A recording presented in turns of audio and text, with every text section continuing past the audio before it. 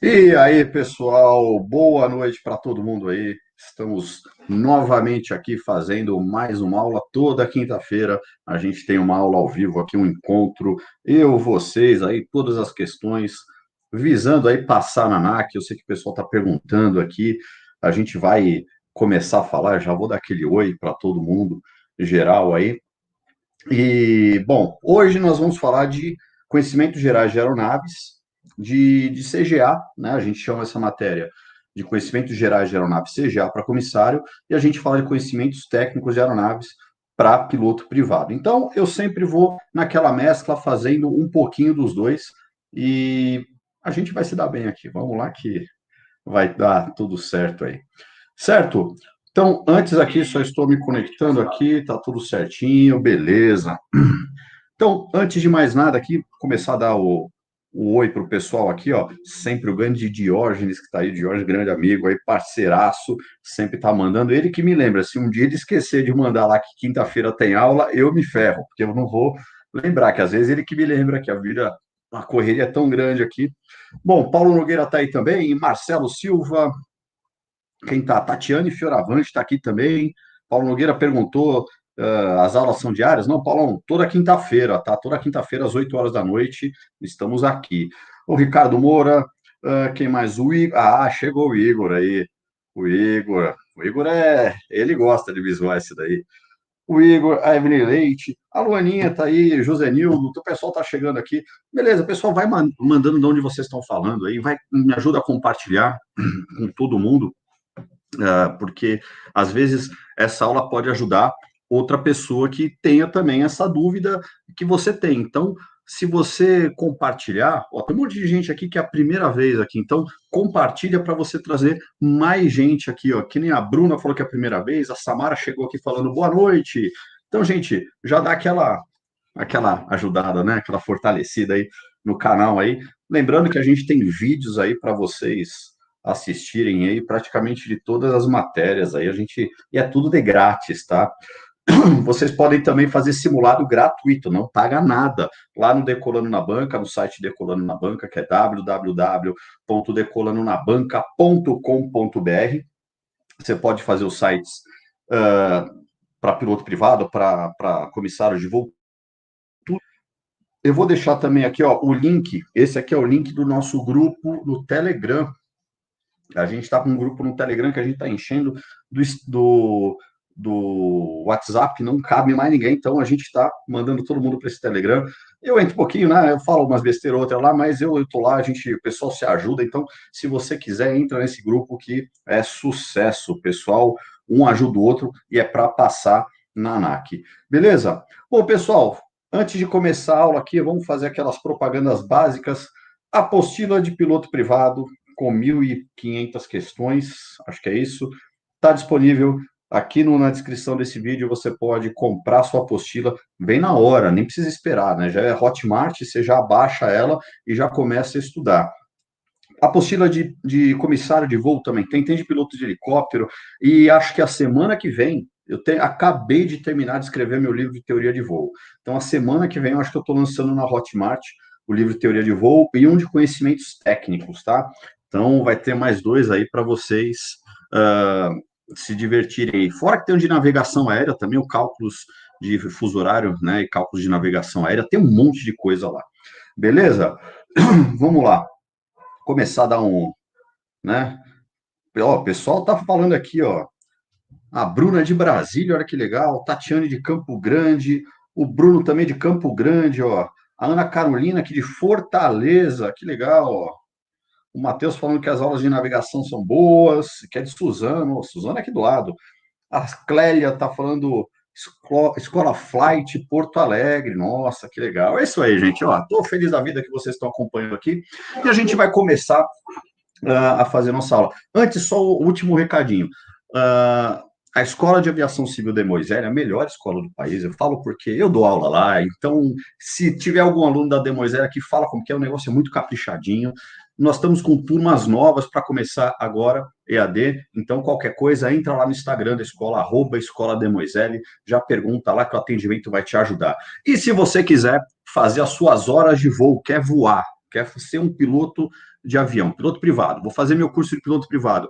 Luiz, onde você recomenda? Eu recebo um monte de mensagem por dia, sem brincadeira, gente, umas 30 mensagens mais ou menos por dia, perguntando aonde fazer as horas de voo. O que que eu falo? Primeiro, você tem que ver o preço, né? Quanto que você vai pagar. Segundo, que na verdade eu acho que é o primeiro, né? Você tem que ver a manutenção das aeronaves. Segundo, o preço. E terceiro, a distância, né? Para ver quando, como que você vai fazer para conseguir terminar teu curso, porque isso conta também. Eu sempre indico a Ares, a escola de aviação. Eu só vou lá, estou fazendo, vou começar agora o meu curso de instrutor de voo lá. É uma escola muito boa, manutenção, tudo, preço excelente, um dos melhores preços acho que do Brasil. E assim, só aeronave top. Não só para piloto privado, agora vai começar com piloto comercial também, e tem o CPR também, né? O CPA, na verdade, que é o piloto desportivo, né? Que é ultraleve, tem giro lá, tem trike, tem anfíbio, tem um monte de aeronave legal lá. Então vale a pena. Se um dia você quiser, vai lá no Vale Eldorado, lá na escola Ares, a escola de aviação, e passa um dia lá, fala com o Wilson, fala com o Couto lá, com o Renan, que todo mundo vai te atender bem. Beleza? Bom, vamos lá. Então vamos começar. Hoje a gente vai falar de CGA, certo? Conhecimentos gerais de aeronaves ou conhecimentos técnicos de aeronaves. O que eu preciso saber, basicamente? Vai ser o meu escritório, né? Onde eu vou trabalhar. Vocês pretendem trabalhar aí no aviãozinho? Eu pretendo, né? Então, a gente vai falar do nosso escritório, literalmente. Eu vou começar aqui, eu tenho uns slidezinhos aqui só para passar para você. E ó, lembrando que você sempre pode fazer pergunta, pode colocar as perguntas aí, eu paro, respondo para vocês. Hoje vamos tentar falar um pouquinho mais de conhecimentos técnicos de CGA, mas depois a gente vai fazendo. E no grupo do Telegram, vocês vão me dar lá dicas da próxima aula, né? Do que vocês querem nas próximas aulas para a gente fazer ao vivo toda quinta-feira. Beleza? Bom, enquanto eu arrumo aqui o slide, aqui, só deixa eu configurar esse slide aqui. Uma janela. Pronto, agora sim. Agora está tudo certo. Então vamos lá compartilhar a nossa tela aqui para vocês. Parará. Eu sempre demoro nessas porcarias, né, gente? Ó, eu vou falar para vocês, eu já deixo preparado aqui. Eu já deixo preparado aqui para vocês aqui. Bom, tá o slide aí. Bom, vamos lá. Vamos falar então de conhecimentos técnicos de aeronaves. É o meu escritório, né? Já o Diógenes falou, claro que sim, claro que eu quero trabalhar dentro de uma aeronave e tal, mas você precisa entender. Não é só falar assim, eu vou fazer um curso de comissário e dane-se. Não, você tem que entender. Eu vou fazer um curso de piloto privado, eu quero sentar minha bunda no avião e voar. Não é assim que funciona. Você tem que entender cada parte da aeronave. E para começar a entender isso, você tem que entender das coisas que voam. O que você imagina que voa? Né? O que você lembra assim quando você pensa em coisas que voam? Vamos lá. Você tem um avião, o avião voa. Você tem um helicóptero, voa. Você tem um balão, balão voa. Você tem padre, padre voa também, né? Só alguns vão entender essa piadinha. Mas então, você tem que entender primeiro os princípios que vão fazer uma aeronave voar. A gente tem dois tipos de aeronaves, né? A gente tem os aeródinos e os aerostratos. A Bruna colocou drone, drone também, mas o drone, ele voa. Eu tenho até. Deixa eu pegar um drone aqui para vocês verem. Eu tenho drone também aqui. O drone, você está vendo aqui, ó, essa. Na verdade, é uma hélice, né? Esse motorzinho aqui, esse rotor, o que ele vai fazer? Dá para ver que ele tem uma curvatura aqui, ó, não tem, ó? O que ele faz? Ele usa a terceira lei de Newton. Ele é um aeródino, né? Então, ele vai pegar essa pá aqui e vai jogar o ar para baixo. Quando joga o ar para baixo, a terceira lei de Newton faz ele ir para cima. Então, o drone é um outro tipo de aeronave que também agora está muito, muito comum, é o futuro. Daqui a pouco nós vamos estar voando com esse tipo de coisa aí, né? Mas, basicamente, qualquer tipo de aeronave só vai ter dois tipos de classificação. Ou vai ser um aerostatus ou um aeródino. Então, a gente pode começar falando aqui, ó. Deixa eu abrir o slide aqui para vocês, para a gente começar falando do que é cada coisa. Primeiro, uma aeronave. O que é uma aeronave? A aeronave é todo aparelho que consegue voar, né? Tudo que voa é uma aeronave. Então você fala assim, Luiz, mas foguete voa? Voa. Avião voa? Voa. Ultraleve, alto giro, ah, sei lá, qualquer coisa, uma bexiga voa? Voa. Então a gente considera, se eu amarrar um monte de bexiga na minha cadeira e tentar ir para o Oceano Atlântico, eu vou voar, né? Se eu vou voltar, eu já não sei, mas eu vou conseguir voar. Então, quando a gente fala de aeronave, a gente está falando que é todo aparelho que é manobrável em voo, que se sustenta sozinho e que pode circular no espaço aéreo, tá? Como que ele vai fazer isso?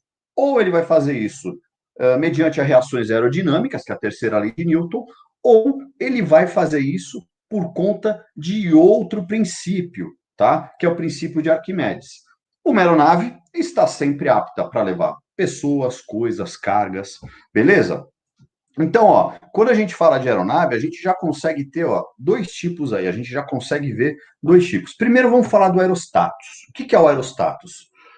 Aerostatus a gente chama de veículo mais leve que o ar, tá? Quando eu falo de aerostatus, eu estou pensando num veículo mais leve que o ar.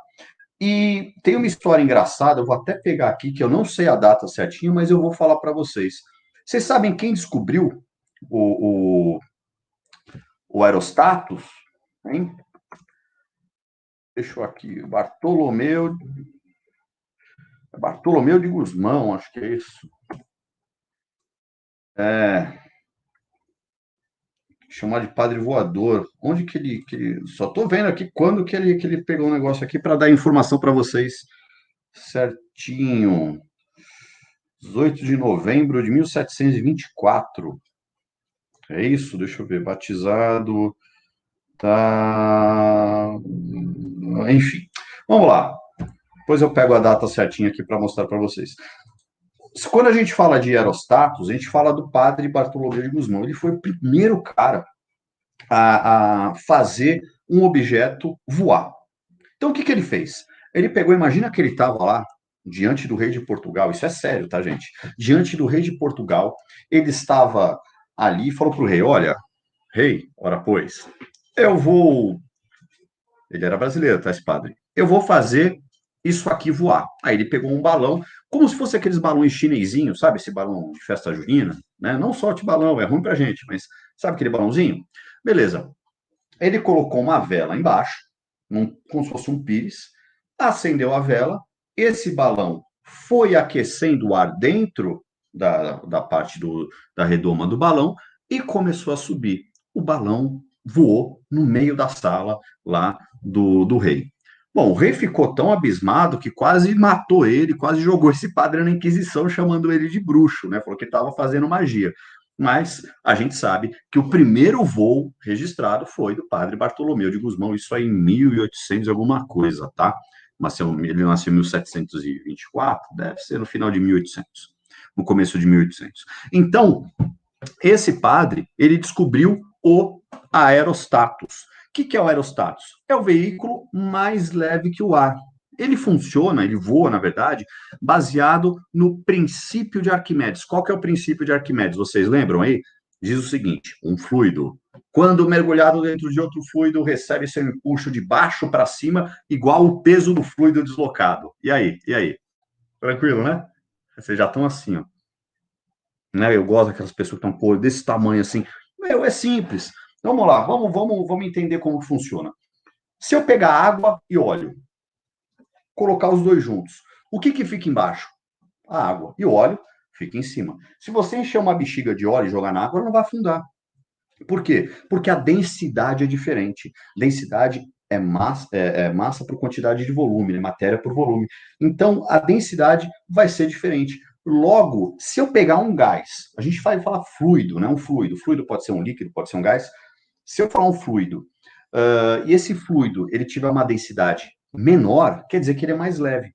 Então, quando eu esquento o ar, olha o balão de ar quente, quando eu esquento o ar, o que acontece?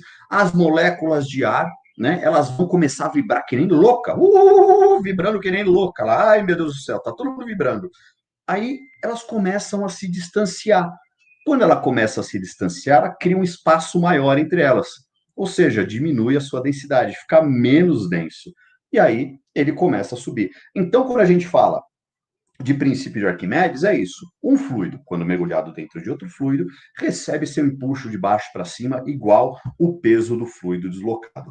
Beleza? Tranquilo? Alguma dúvida aí? A Cristiane chegou. E aí, Cris, boa noite. E, ó, vamos lá. Qualquer dúvida, vocês jogam aqui, né? Não sei lá onde está embaixo, em cima aqui para mim, está desse lado aqui. Bom, vamos lá, continuando aqui. Então, a gente falou do aerostato. Agora, quais são os exemplos de aerostatos aí? Sempre cai na NAC também. O que é aerostato? É tudo que não precisa de velocidade, né? Aerostatos, imagina de estático. A palavra status já lembra estático.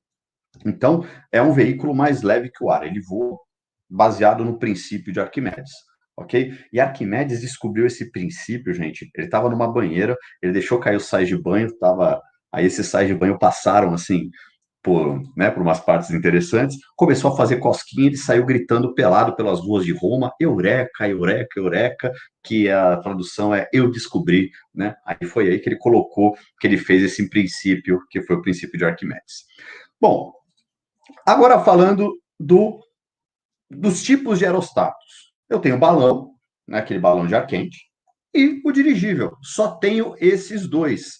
É o balão e o dirigível. Só, não tem outro. Quando a gente falar de aerostatos, é balão e dirigível. Aí muita gente chega e fala assim, mas e o helicóptero? Porque o helicóptero ele fica parado no ar. Se a gente pega o helicóptero, eu tenho aqui um helicópterozinho, se a gente pega o helicóptero, ele fica parado no ar. Bom, mas se você já voa helicóptero, se você vai voar helicóptero, você sabe que para você fazer um voo pairado, você tem que estar contra o vento. E aqui, ó, até no para-brisa do helicóptero, tem uma lãzinha que sempre tem que estar para cima, né? Quem pilota helicóptero sabe. Então, você tem que estar contra o vento. E a asa rotativa, ele não tem hélice, isso aqui é uma asa rotativa. Essa asa rotativa, ela vai gerar a sustentação, porque ela está rodando, ela está em velocidade. Aí ela está na terceira lei de Newton, né? Lei da ação e da reação. Então, quando a gente fala de aeródino, são aeronaves mais pesadas que o ar, veículos mais pesados que o ar, tá? Tudo que for mais pesado.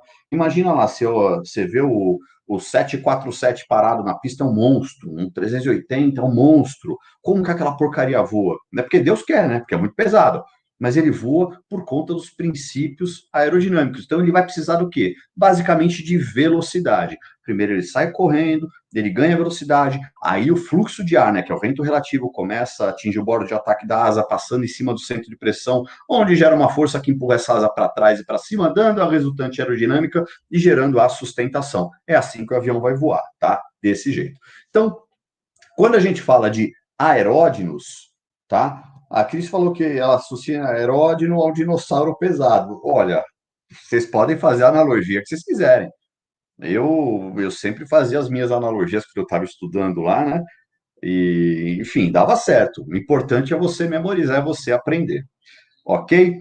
Bom, vamos voltar aqui. Então, quando a gente fala de aeródino, é veículo mais pesado que o ar, ele voa baseado na terceira lei de Newton. Essa aí é a lei da vida, todo mundo sabe, né? A lei da ação e da reação. Se você me dá um tapa, eu te devolvo um tapa. Se você me dá um abraço, eu te devolvo um abraço. Funciona assim, né? Então, a terceira lei de Newton, ela diz que as aeronaves, conforme ela ganha velocidade, ela vai ter uma reação aerodinâmica que vai fazer a aeronave subir. Beleza? Tranquilo? Alguma dúvida aí? Boa noite para o Gilberto que chegou aí. Nenhuma dúvida, gente? Ó, podem colocar se vocês tiverem dúvidas aqui que a gente vai falando. Hoje eu vou fazer um catadão aqui, tá? Bom, quando a gente fala de aeronave, a gente tem que entender que ele tem 5 grupos, né? A gente só vai falar dos aeródinos, tá? A gente não vai falar dos aerostatos. A gente fala dos aeródinos, porque vocês vão voar onde? Vocês vão ser piloto de dirigível? Vocês vão ser piloto de balão? Vai ser comissária de dirigível? Comissária de balão? Infelizmente não tem tanto para voar, né? Tem os projetos aí, mas não tem tanto.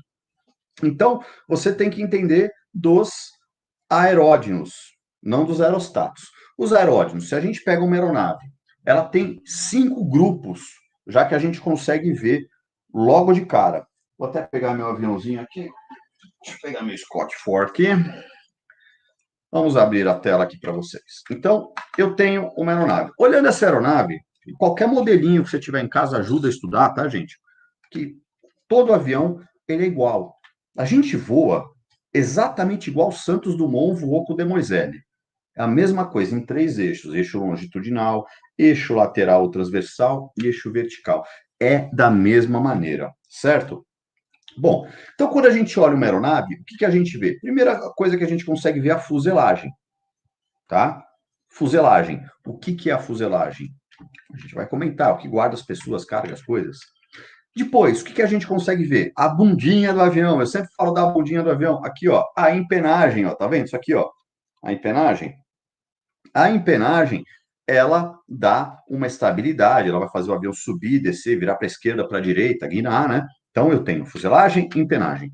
Depois eu vou ter o grupo motopropulsor, são os motores, ó. Eu tenho aqui, ó, os motores da minha aeronave, o grupo motopropulsor. Depois, que vai dar tração, né? Que vai dar força para essa aeronave voar.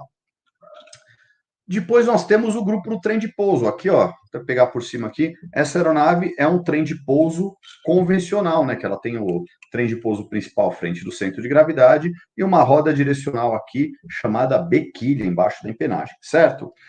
E por último, nós temos também a única coisa que faz uma aeronave voar. Qual que é a única coisa que faz um avião voar? São as asas. Então, as asas também fazem parte desse conjunto. Quando a gente fala desses conjuntos, são 5 partes. Então, basicamente, a gente vai ter isso para estudar: fuselagem, empenagem, grupo motopropulsor, trem de pouso e asa.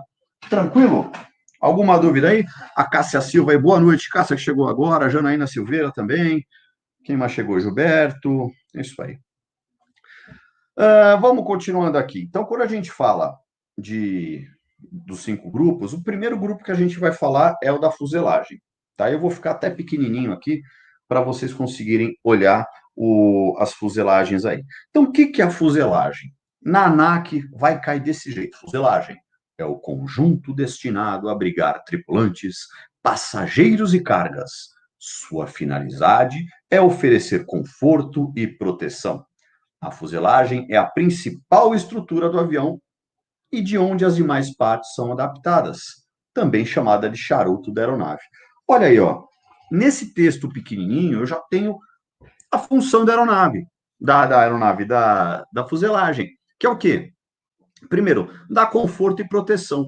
Eu posso ter uma aeronave que não tenha o revestimento na fuselagem? Eu consigo voar com uma aeronave sem fuselagem? Ou com fuselagem aberta? Eu consigo? E aí? Quem consegue me responder isso daí? Hein? Eu consigo voar com uma aeronave que não tenha fuselagem? Eu sei que vai ter gente que vai falar assim: ah, não, você não consegue, mas eu consigo sim, eu só preciso de uma coisa para voar, eu só preciso das asas. O resto é tudo supérfluo. Por quê? Ah, Luiz, mas se você não tiver motor, você vira um planador, você vai voar para baixo. Tudo bem, mas eu vou ainda. Se eu perder o motor da minha aeronave, eu vou conseguir planar até onde? Como dizia o Ferrian, né, o demônio, o antigo professor que eu tenho aí lá do Aeroclube de São Paulo, um abraço, Ferrian, falava assim: você vai parou o teu motor, você vai planar. Você vai planar até onde? Até o local do acidente. Aí você escolhe, eu quero acidente ali, né? Brincadeira, é uma brincadeira, né? Meio pesada aí, mas macabra, mas é isso daí. Então, quando a gente fala de fuselagem, ela serve para a gente estar dentro. Então, vai guardar passageiro, carga, os tripulantes e tal. Só isso. Quais são os tipos de fuselagem? Eu só tenho 3 tipos de fuselagem. Só. Eu tenho a tubular, a monocoque e a semi-monocoque, tá? A gente precisa saber basicamente isso. E no piloto privado também. Isso aí é a primeira aula do livrinho de CT lá do Verde, do Roma. É basicamente isso que eu vou falar. Então, você tem que saber que a fuselagem tubular, ela é feita de tubos de aço soldados. Esses tubos de aço soldados, vocês estão vendo aqui, ó, a fuselagem, a tubular são tubos de aço soldados, ela parece uma caixinha, né? Esse revestimento dela nem precisa ter. Mas se você fizer muita questão de ter o revestimento, esse revestimento ele pode ser de tela, ele pode ser de qualquer coisa, madeira, fibra, material composto, ele pode ser de qualquer coisa. Por quê? Porque a fuselagem só vai me dar um pouquinho de conforto térmico, certo? Quais aeronaves nós temos aqui que utilizam esse tipo de fuselagem?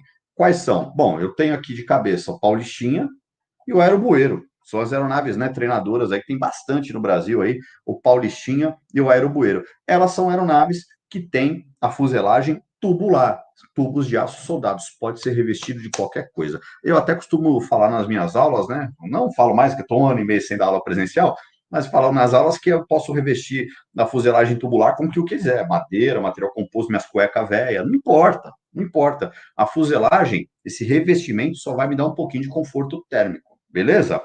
Tranquilo. Depois nós temos a fuselagem monocoque. O que é a monocoque? A monocoque já é uma estrutura um pouco mais rígida, já pode ser pressurizada, a tubular não pode ser pressurizada, tá? Então, ela pode ser pressurizada, ela tem como uma força maior de torção, de tração, essas coisas. Ela vai ser constituída de quê? De cavernas e revestimento. Aí é legal que quando eu falo que a fuselagem monocoque ela é constituída por cavernas e revestimento, eu sei que você já imagina aquele buraco no chão, não é? Uma caverna com aquele cara barbudo lá dentro do eremita. Meu, não é isso. Quando a gente fala caverna, caverna é um nome técnico, é um nome técnico não, né? Porque o nome técnico são anéis. Caverna é um nome popular daqueles anéis que são dispostos longitudinalmente na aeronave, ou seja, tem um monte de anel segurando, né, os anéis de ferro, que junto com a parte externa da aeronave, com o alumínio externo, vão formar essa fuselagem. Então, quando a gente fala de fuselagem monocoque, ela é constituída por cavernas e revestimento externo, tá?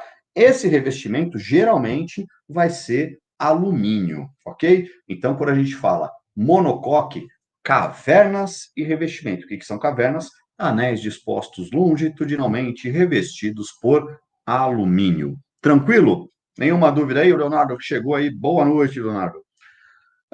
Bom, e a última fuselagem que nós temos, o último tipo de fuselagem que nós temos é a semi-monocoque. Já vou dar uma dica para vocês maravilhosa. Tem a palavra semi, quer dizer que tem uma longarina.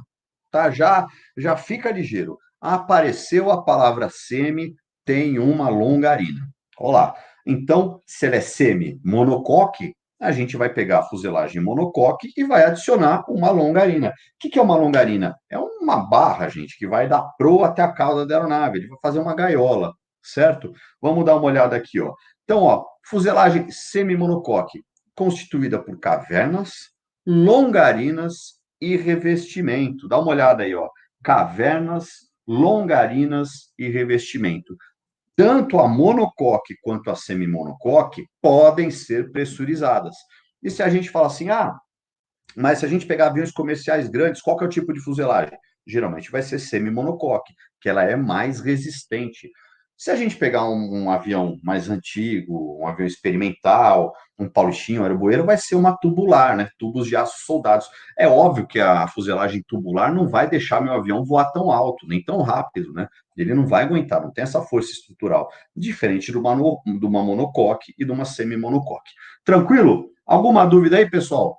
Ficou alguma coisa para vocês de dúvidas aí? Podem me falar aí, que eu estou tocando o barco aqui. Certo?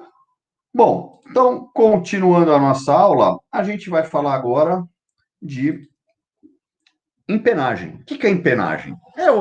Assim, a empenagem é um nome, né, que vem do francês empennage, que quer dizer enevoar uma flecha. Olha como que eu tô estudado hoje aqui. Então, o que é isso? A empenagem, ela vai ser aquela parte que eu chamo carinhosamente, que eu tenho uma intimidade com o avião, de bundinha do avião. Eu chamo a bundinha do avião lá, porque eu olho aqui, ó, tem a bundinha do avião. Então, você olha para trás, o que tem atrás de você? Tem tua bunda, né? Então, você tem a bundinha do avião. Tanto que nas minhas provas, se eu falo assim, empenagem, eu tenho uma questão que fala, é a bundinha do avião. E eu considero certa essa, ok? Então, se você for fazer uma prova comigo, você vai ver que tem. Então, a bundinha do avião, que fica atrás, ela é responsável por fazer o quê? Bom, ela tem 4 partes na empenagem. 4 partes. Então, toda empenagem tem 4 partes. Quais seriam as partes dessa empenagem? Eu tenho o estabilizador vertical, que é esse aqui, ó. Tá vendo? Ó? Esse aqui é o estabilizador vertical. Eu tenho, no estabilizador vertical, eu tenho o leme de direção, que está aqui, certo? Atrás. Depois eu tenho o estabilizador horizontal, que são esses dois aqui, estabilizador horizontal, e eu tenho os profundores. Então, eu tenho aí 4 partes da minha empenagem, tá? Tinha um cara que teimava comigo e falava, não, a empenagem só tem 2 partes. Não, ela tem 4 partes. Então, ela é estabilizador vertical, leme de direção, estabilizador horizontal e profundor. E tá faltando um L no meu horizontal aqui, ó. Acabei de ver aqui. Olha o erro, certo? Então, empenagem é simples. Perguntar para vocês o que é empenagem? É bom dia no avião. De onde vem o nome empenagem? Claro que isso não cai na ANAC, não cai em lugar nenhum, mas é bom saber. Empenagem, né, é um nome francês, que vem de penagem, quer dizer ennevoar uma flecha. Quando você joga a flecha, sabe aquela parte de trás, a pena da flecha? Ela tá lá para um motivo só, para dar direção e fazer a flecha girar. Quando ela gira, ela tem uma pontaria melhor, ela tem uma direção melhor, mais força, um monte de coisa aí. Beleza? Tranquilo? Alguma dúvida aí? Falem agora ou se ferrem mais tarde. Vamos lá. Nenhuma dúvida? Então a gente vai continuar agora a nossa aulinha marromeno falando do que a empenagem faz. Bom, a gente sabe que a aeronave tem 3 eixos. Vou abrir minha tela de novo aqui, vou pegar meu aviãozinho e vou falar desses eixos novamente com vocês. Porque eu sei que quando a gente fala de eixo, o pessoal já está assim, ó. Falou de eixo, esse pessoal começa a ficar com a tanga frouxa, começa a... Não tem porquê. Gente, só tenho 3 eixos. 3, ó. 1, 2, 3. Vamos lá. Primeiro eixo. Primeiro eixo, a gente chama de longitudinal. O que é o eixo longitudinal? É o eixo que vai da proa até a cauda da aeronave. Ele passa por cima. Imagina você, se você tá. Vocês gostam de churrasco? Sei que a Cris é do Sul, ela vai falar que gosta, né? Quem que gosta de churrasco aí? Quando você vai, eu gosto de churrasco daqueles de churrascão de espeto mesmo, né? Não. Mas você pega o espetão. Aí você tá lá na churrascaria, tá aquela peçona de picanha bonita lá, aquela costela rodando. Ela tá rodando lá no espeto. Aquele espeto é um eixo, não é o eixo? É. É a mesma coisa se a gente colocar o avião aqui, ó. Se eu colocar o avião aqui, ó, dá uma olhada. Se eu colocar o avião aqui e rodar ele, eu estou rodando o avião num eixo só, não estou? Meus dedos estão mexendo? Não estão, meu dedo está parado aqui, ó. Eu estou virando esse avião em um eixo. Esse é o eixo longitudinal, certo? Eixo longitudinal. Vai da proa até a cauda da aeronave, ok? Quem é que mexe no eixo longitudinal? A gente vai utilizar o manche, né, para a direita ou para a esquerda, e vai acionar os ailerons. Os ailerons são superfícies primárias de comando que estão localizadas no bordo de fuga da asa, próximo à ponta das asas. Certo? O Jorge falou que eu estou devendo um churrasco para vocês. Eu não lembro, não, hein? Mas a gente marca, deixa acabar essa pandemia, a gente faz o churrascão aí. Opa, gosto nada. Nada, nada, nada.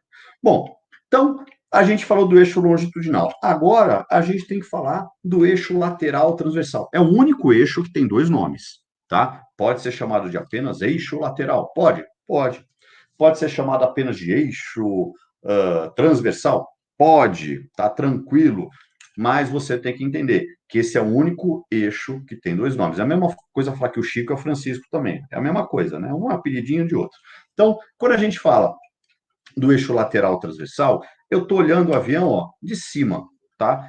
Esse eixo que passa aqui, ó, por cima das asas, ele vai ser responsável por fazer o movimento de cabrar e picar a aeronave. Esse movimento, vou colocar de lado, ó, ele só vai fazer o avião fazer isso aqui, ó, tá? Então, o eixo lateral transversal, ele passa por cima das asas e ele é responsável por fazer a aeronave colocar o nariz para cima ou colocar o nariz para baixo.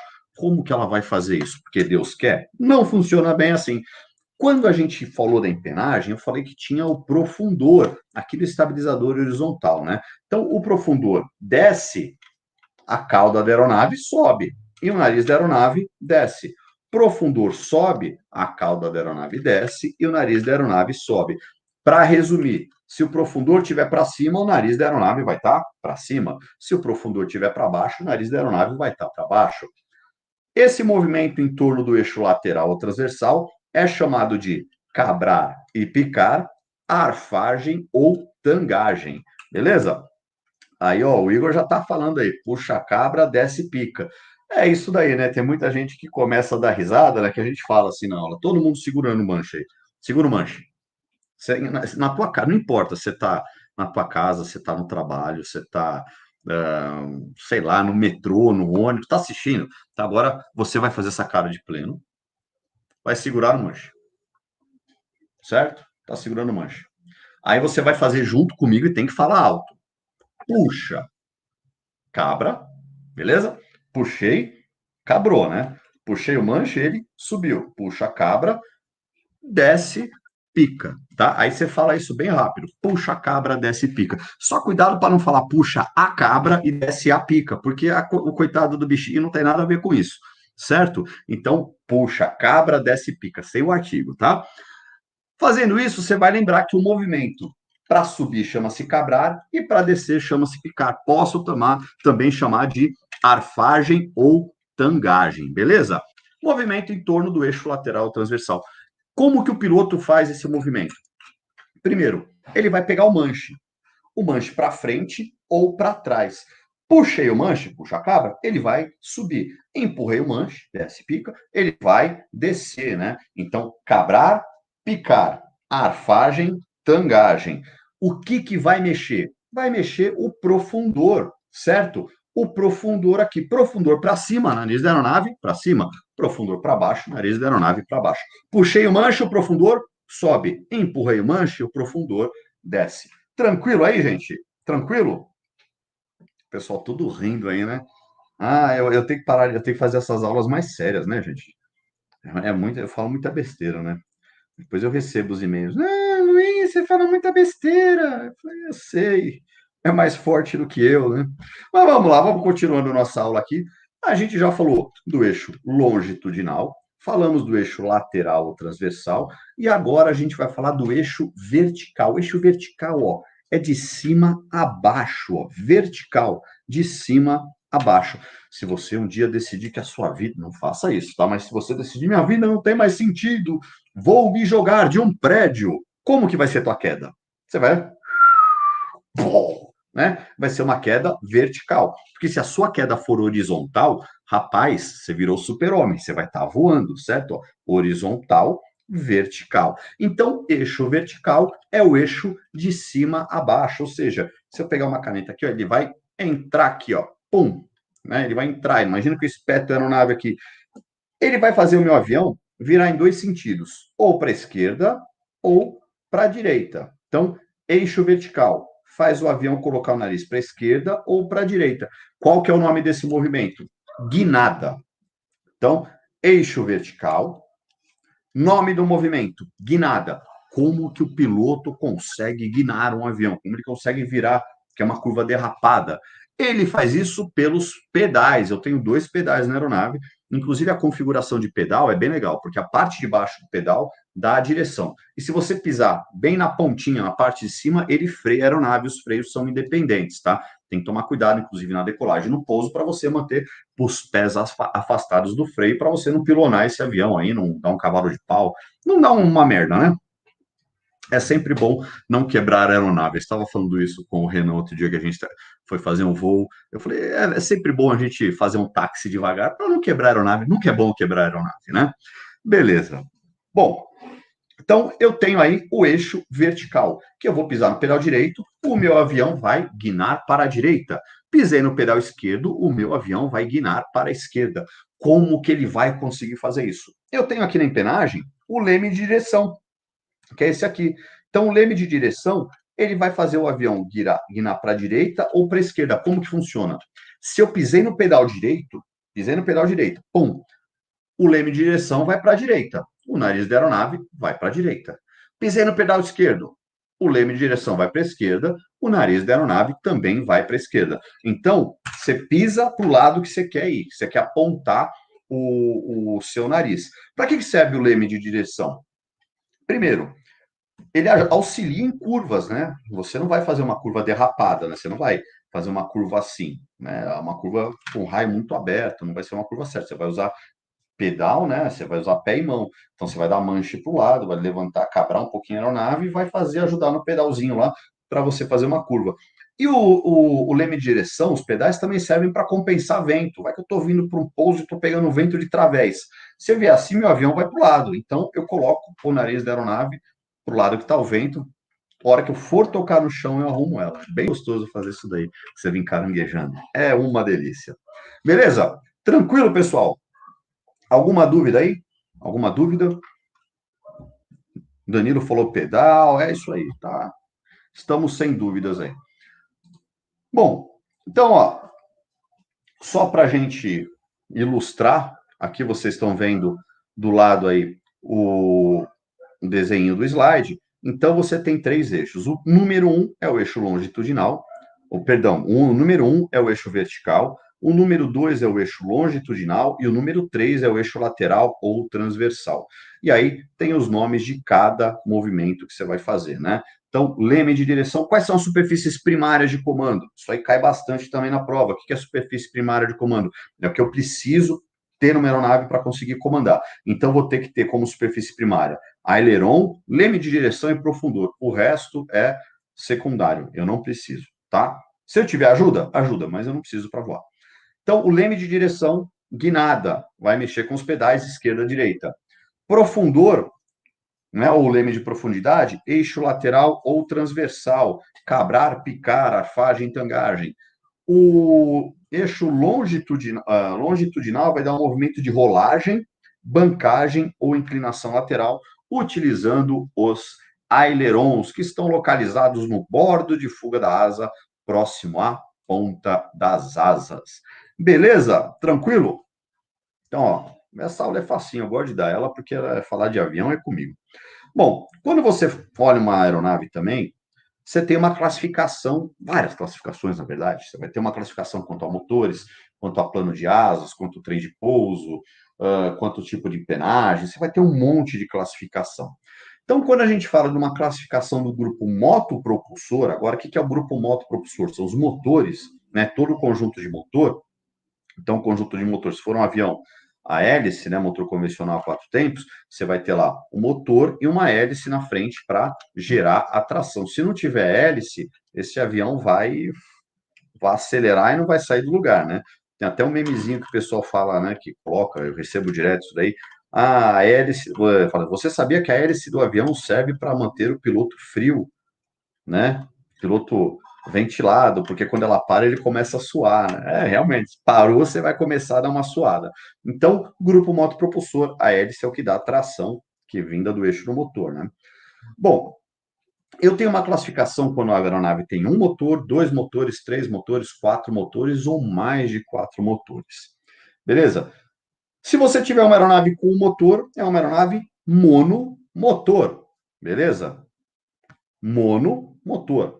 Se você tiver uma aeronave com dois motores, é uma aeronave bimotor, certo? Bi. Não é do motor, não é bi, tá? É bimotor, ok? Se você tiver uma aeronave que tem três motores, aí a aeronave vai ser trimotor. Tranquilo também, trimotor, não tem dúvidas. Se a aeronave tiver quatro motores, quatro, ela é uma aeronave quadrimotor. Agora, se ela tiver mais de quatro motores, a gente já chama de multimotor, né? É assim, tem muito texto que fala que quatro motores ou mais já é multimotor, tá?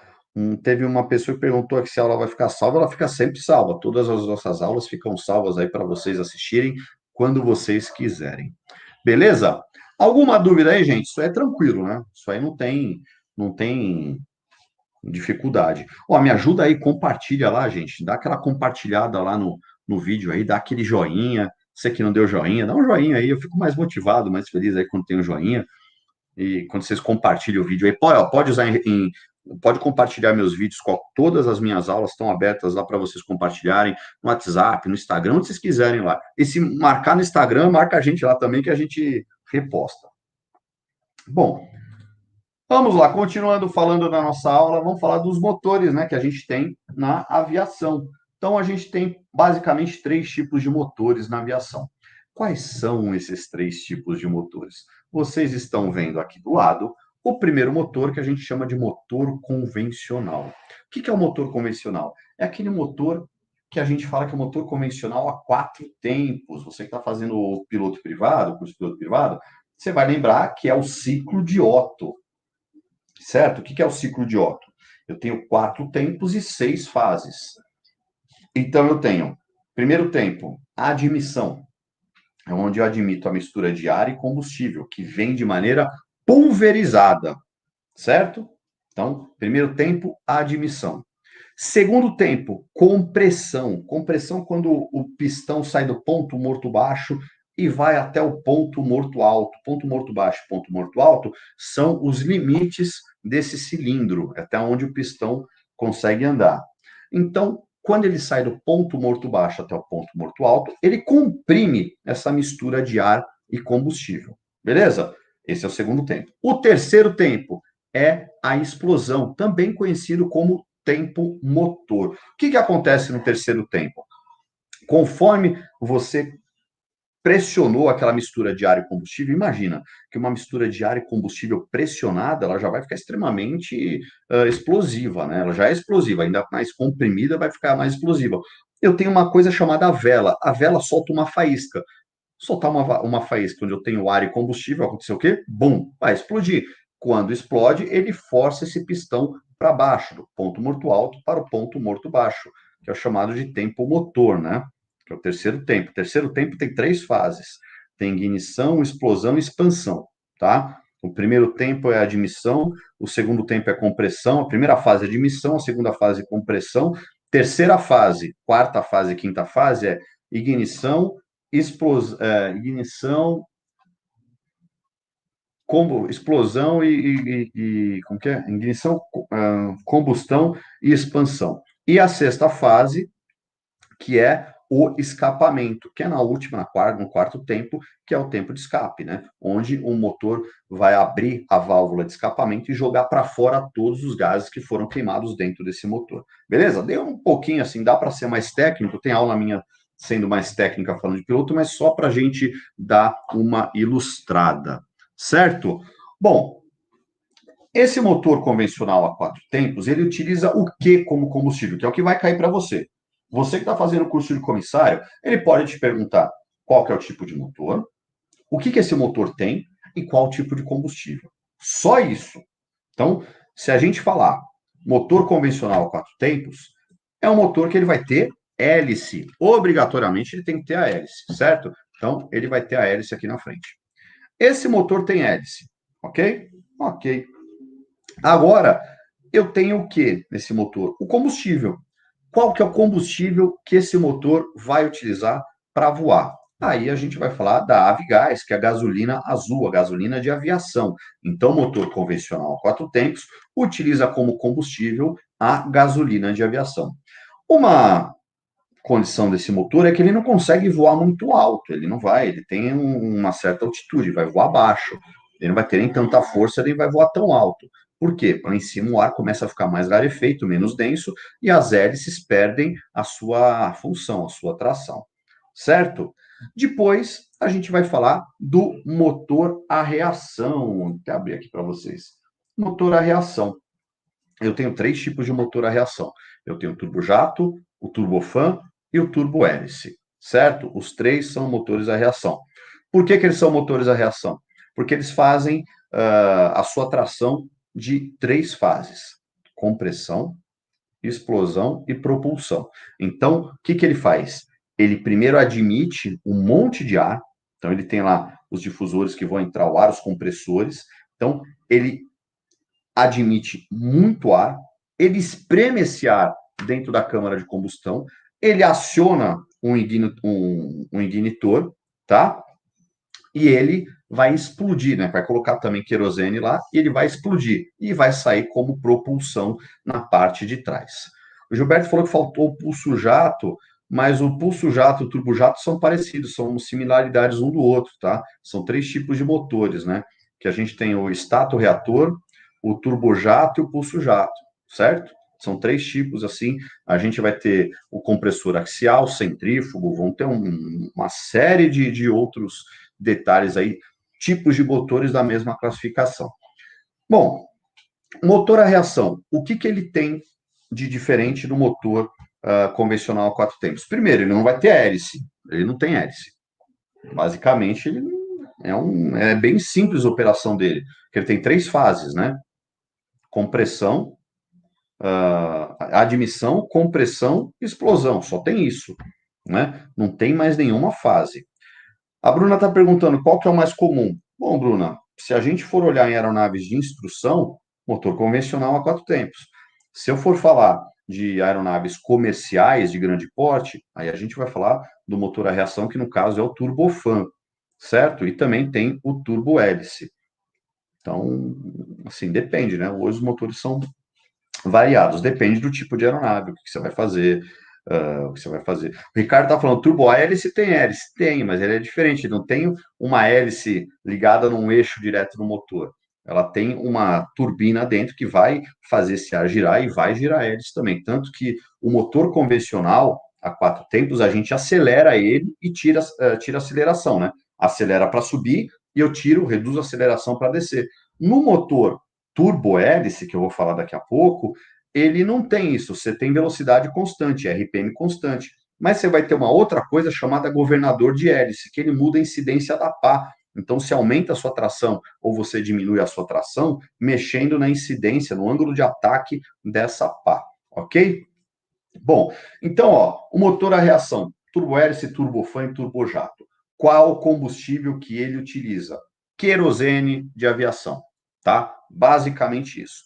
Querosene de aviação. Então, motor convencional a quatro tempos, gasolina. Motor turbojato, turbofan, turbohélice, qualquer motor a reação, que é a terceira lei de Newton em relação à reação, por isso que ele chama motor a reação, é querosene. Certo? Tranquilo? Beleza? Bom, vamos falar um pouquinho aqui, que o pessoal perguntou, da diferença, né? O Danilo perguntou, qual é a diferença econômica entre o motor a jato e o fan? Enorme, é enorme. Tem uma pergunta que cai direto na ANAC, assim, qual a vantagem no motor turbofan para o turbojato?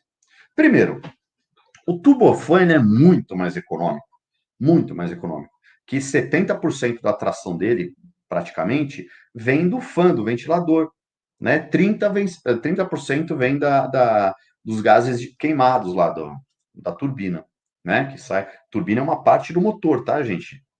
O grupo chama motor, a turbina ela tá atrás, ela é a última parte do motor.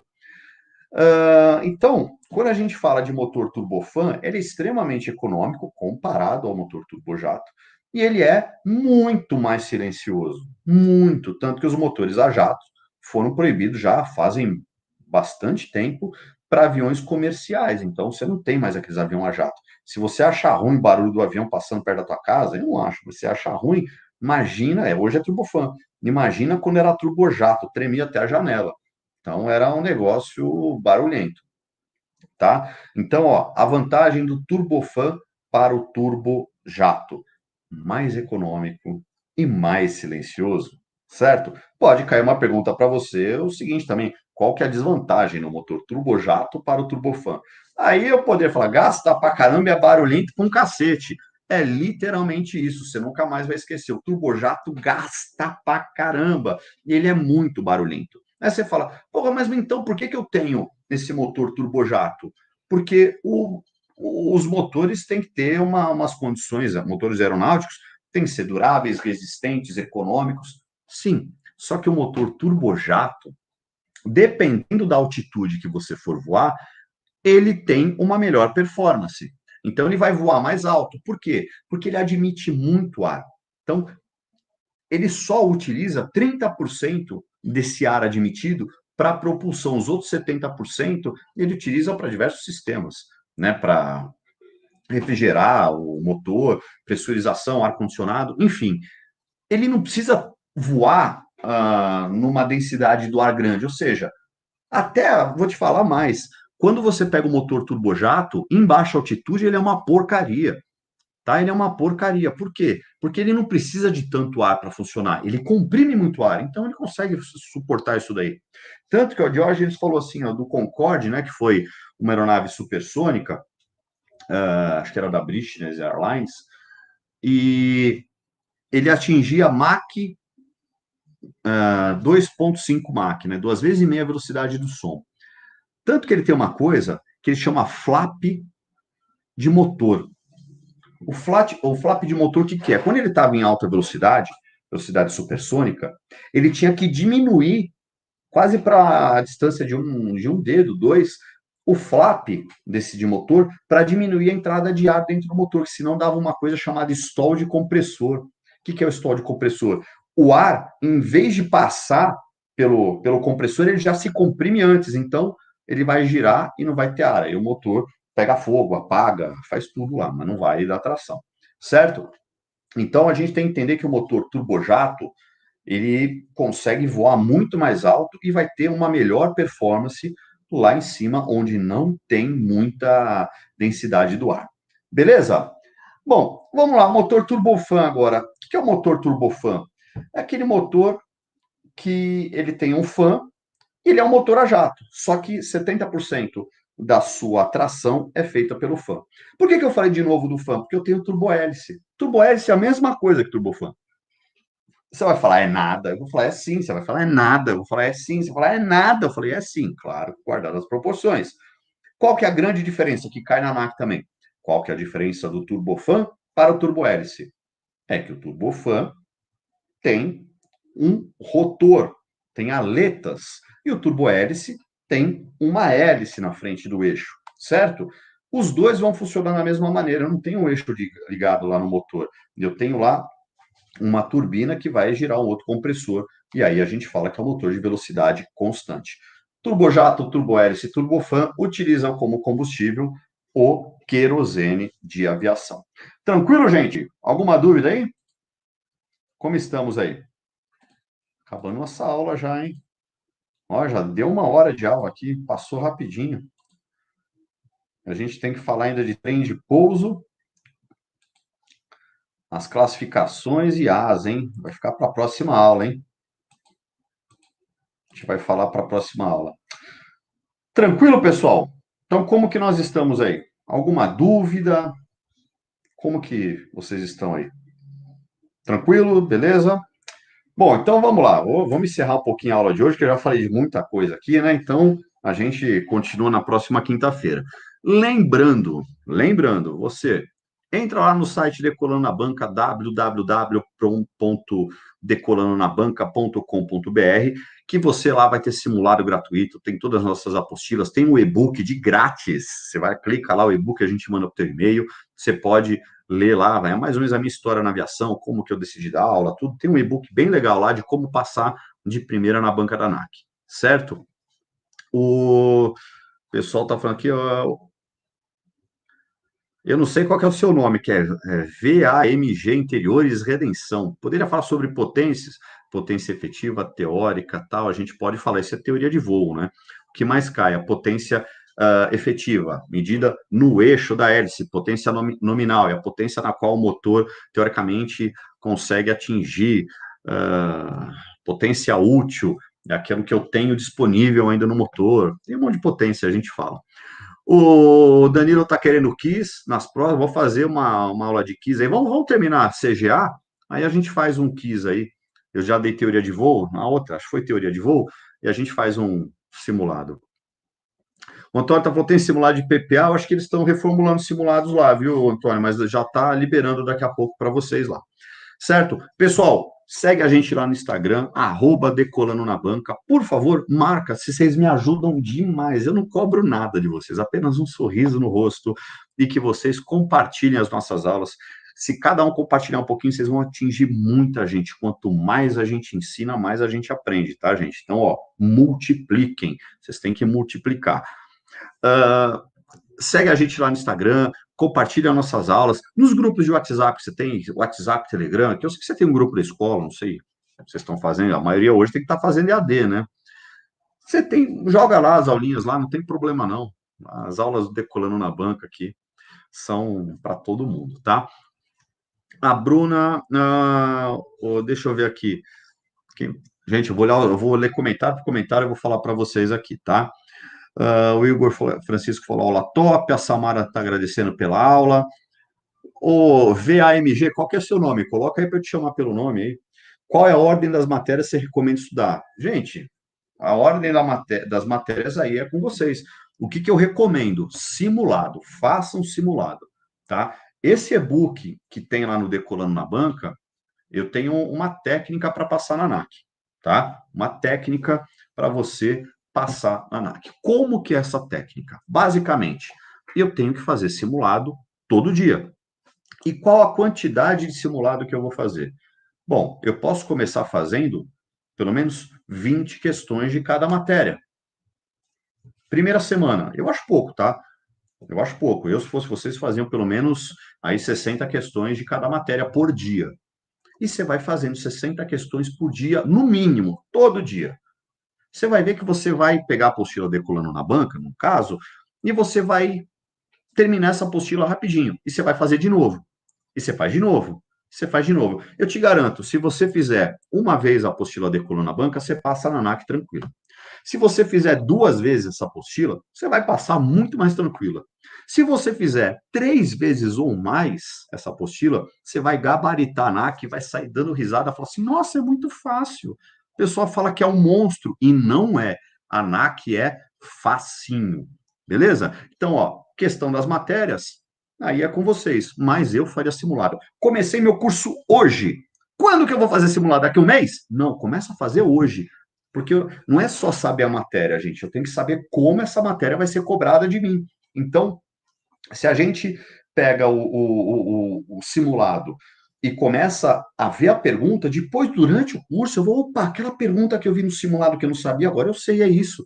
Então, essa é a parte legal do simulado. E tem do Decolando na Banca, que eu aconselho mesmo, que é o melhor que tem no Brasil aí. Aquele lá de comissário foi que escrevi, o de piloto também foi. Eu tô fazendo mais, tá, gente? Aqui não dá tempo aqui. Certo? A Bruna está perguntando, aula de navegação vem quando? É só a gente terminar a CGA, a gente pode começar navegação, não tem nenhum problema. Ela perguntou as ordens da matéria para estudar também, já falei. A Evelyn Leite falou que é aluna da escola de Moisés, falou que são sensacionais. Muito obrigado, Evelyn. A gente faz com muita força de vontade, com muito carinho, todas as aulas lá. E assim, nós temos um atendimento, vou contar um segredinho para vocês. A gente tem um atendimento por WhatsApp. Cada turma tem um grupo. Então a gente abre lá os grupos lá e o pessoal conversa. O cara me manda uma pergunta 3 horas da manhã, se eu tiver acordado, eu respondo, tá, gente? A Eugênia também, ó, ali, ó, é bem rápido o negócio, tá? Então, se você quiser fazer o curso de comissário de voo, procure a Escola de Aviação Civil de Moisés, que você vai estar muito bem assistido ao melhor curso do Brasil. Nós estamos nadando de braçada aqui, viu? Nós somos a única escola, a de Moisés, no caso, é a única escola que não parou um dia nessa pandemia, tá? A gente não atrasou nenhum curso, nós conseguimos entregar todos os cursos, não tem aluno 1 ano e meio parado, 1 ano parado. Nossos cursos duram 3 meses, são 3 meses, 4 meses, são 4 meses, tá? Então a gente faz de tudo para que o aluno tenha o seu curso no prazo definido. O cara contrata o curso no dia que ele abre a plataforma, ele já sabe o que vai ter cada coisa em qual dia, beleza? Ah, o Matheus, ô Matheus, agora sim, hein? O Israel Valentim falou que vai ser aluno, melhor escola, mano. Opa, cola na grade. Danilo está agradecendo pela aula. O Ítalo falou: segui todas as suas orientações. Passei na banca da NAC no dia 28/12. Opa, Ítalo, eu fico tão feliz quando vocês passam na NAC, gente. Puta, eu fico feliz pra caramba. A Bruna tá perguntando o link do Telegram. Já vou pegar aqui para você o link do Telegram. Calma, calma, Bruna, calma.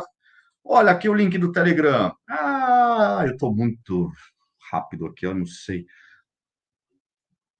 Bom, beleza. Ah, o Drico Coelho falando boa noite. Então, ó, pessoal, basicamente para vocês passarem na NAC é só simulado.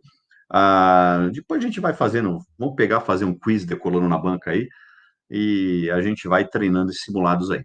Beleza? Mas, ó, entra lá no site Decolando na Banca, tem os simulados para vender, vocês ajudam bastante a gente, mas vocês ajudam mais ainda compartilhando as nossas aulas. Compartilha, ó, tem o meu Instagram também, que é o CMTE_Luiz, vou até colocar aqui, se vocês quiserem me seguir lá. Eu não falo só de avião lá, né? Lá é o meu particular, mas eu falo bastante, pô, posto uns voozinhos lá, posto as brincadeiras que eu gosto de fazer, as coisas que eu gosto de me divertir lá, tá tudo lá. Beleza? Então, ó, Vocês, qualquer dúvida, entrem no Telegram, mandem por lá. Eu quero ver a hora que sair daqui, um monte de gente nova lá. Compartilhem nossas aulas. E muito obrigado mesmo por assistir aí, por estar toda quinta-feira com a gente. A gente estando feliz, estando triste. Hoje a gente tomei um pouquinho triste aqui, mas estamos lá. Então, quando eu venho aqui, eu venho para fazer essa aula para vocês aí. Tá bom? Então, gente, ó, fiquem com Deus todo mundo aí. Cuidado, se protejam aí com esse negócio aí, tá feia a coisa aí fora, mas não desistam não, certo? Foco no objetivo e até a próxima quinta-feira. Até mais.